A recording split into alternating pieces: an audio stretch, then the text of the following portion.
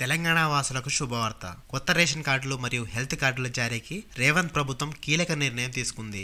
ఏళ్ల తరబడి రేషన్ కార్డుల కోసం ఎదురు చూస్తున్న వారికి ఇదొక మంచి అవకాశం. హాయ్ ఫ్రెండ్స్, అందరికీ నమస్కారం. బ్రేకింగ్ న్యూస్ చూస్తున్నాం. ఇప్పుడే అందిన వార్త.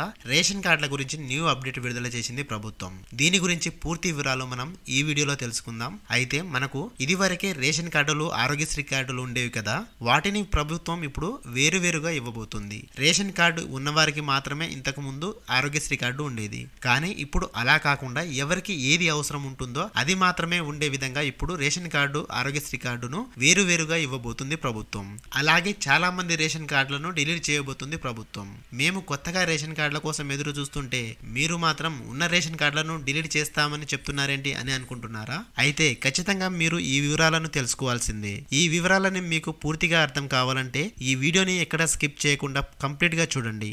అప్పుడే మీకు పూర్తి ఇన్ఫర్మేషన్ అర్థమవుతుంది. అలాగే చాలా మంది వీడియో చూస్తున్నారు కానీ సబ్స్క్రైబ్ చేసుకోవడం మర్చిపోతున్నారు. మీరు సబ్స్క్రైబ్ చేసుకోవడం ద్వారా ప్రభుత్వ పథకాల నుంచి ఎలాంటి అప్డేట్స్ వచ్చినా అందరికంటే ముందుగా మీరే తెలుసుకోవచ్చు. అలాగే ఈ వీడియోలో మీరు ఏదైనా తెలుసుకున్నారు అనుకుంటే ఖచ్చితంగా మీ ఫ్రెండ్స్ కి వాట్సాప్ గ్రూపుల్లో షేర్ చేయండి. ప్రస్తుతం రేషన్ కార్డు లబ్ధిదారులు ఆరోగ్యశ్రీ హెల్త్ కార్డుల సౌకర్యాన్ని పొందుతున్నారు. కానీ అనర్హులు కూడా ఈ సౌకర్యాన్ని పొందుతున్నారని నివేదికలు చెబుతున్నాయి. అంటే వాస్తవానికి దారిద్ర్య రేఖకు దిగువన ఉన్నవారు రేషన్ కార్డులు, ఆరోగ్యశ్రీ కార్డులను ఉపయోగించుకోవాలి. కానీ ఆర్థికంగా బలంగా ఉన్నవారు కూడా ఈ పథకాలను ఉపయోగించడం ద్వారా అసలైన నిరుపేదలకు ఈ పథకాలు అందడం లేదు. కాబట్టి ప్రభుత్వం దీనిపై సీరియస్ గా స్పందిస్తూ రేషన్ కార్డులు మరియు హెల్త్ కార్డులను వేరువేరుగా జారీ చేయాలని నిర్ణయం తీసుకుంది. ఈ ప్రక్రియను క్రమబద్ధంగా చేయడానికి రేషన్ కార్డులు మరియు హెల్త్ కార్డుల ఎంపికకు సంబంధించిన సిఫారసులు చేసేందుకు ఒక కేబినెట్ సబ్ కమిటీని ఏర్పాటు చేసింది. ఈ కమిటీ చైర్మన్ గా తెలంగాణ సివిల్ సప్లైస్ శాఖ మంత్రి ఉత్తమ్ కుమార్ రెడ్డి వ్యవహరిస్తున్నారు. ఆయనతో పాటు రెవెన్యూ శాఖ మంత్రి పొంగులేటి శ్రీనివాస్ రెడ్డి